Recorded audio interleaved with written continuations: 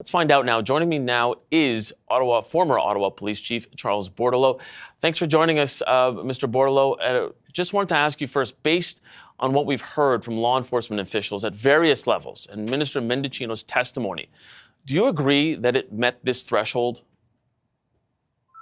I think he did a good job in outlining the rationale and the context as to why the government felt it was important to invoke the act. He provided talked about the increased rhetoric, talked about the potential threat of violence and to public safety, and also those valuable tools that were needed to fill the gaps. So I think he was very eloquent in explaining as to why they wanted to or they needed to invoke the Emergencies Act.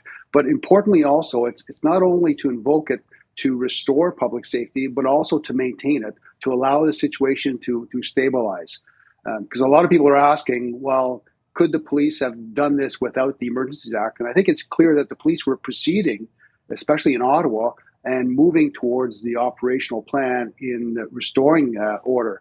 But I think where the Emergency Act comes in is it gave them those extra tools around the financial piece, the access to equipment, the extra swearing in of officers, the restriction zone, to maintain for a number of days that public safety.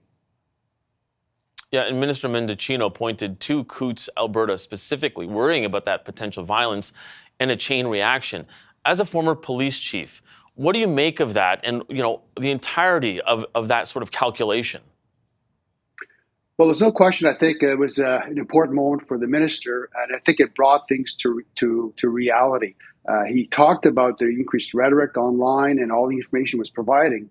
And when Commissioner Lucky briefed him on the fact that they did have an undercover operator working in Coutts and that there was a real potential threat of violence that was imminent, I think that was a reality check for the minister. I'm not surprised that the RCMP had officers undercover there, and I'm sure OPP had officers working in the Ottawa area with that convoy to get access to real-time information. But I think it brought things to reality for the minister, saying this has the potential to really increase rapidly. And I think it restored and also confirmed the fact that they needed to invoke the act to support law enforcement.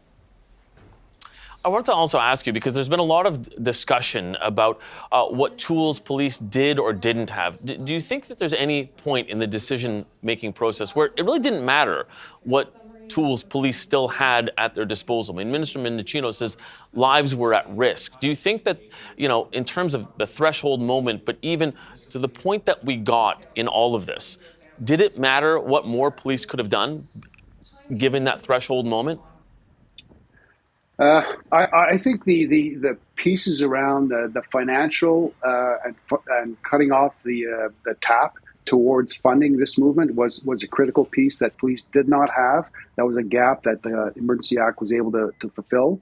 And also the ability to send a clear message that if you are coming to Ottawa or to any of these locations to demonstrate it is illegal. It's been deemed illegal, and you are not allowed to, and you can be arrested, and you could be charged for it. So that sent a clear message to hopefully deter other individuals to come to these protest locations, and it also potentially helped in the decision-making for protesters that were here to leave the area quicker, because now they knew that there was this added piece of legislation that could come down on them with respect to additional types of charges.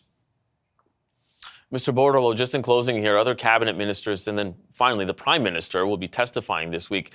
What specifically are you watching for in that?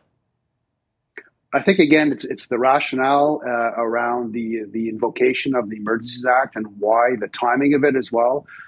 Those are the types of things that will be of interest. And I think, where the different lawyers are coming from as well, as far as their angle on questioning, that's going to be very interesting as well to hear from the Prime Minister and other ministers that are involved as to their rationale in supporting the invocation.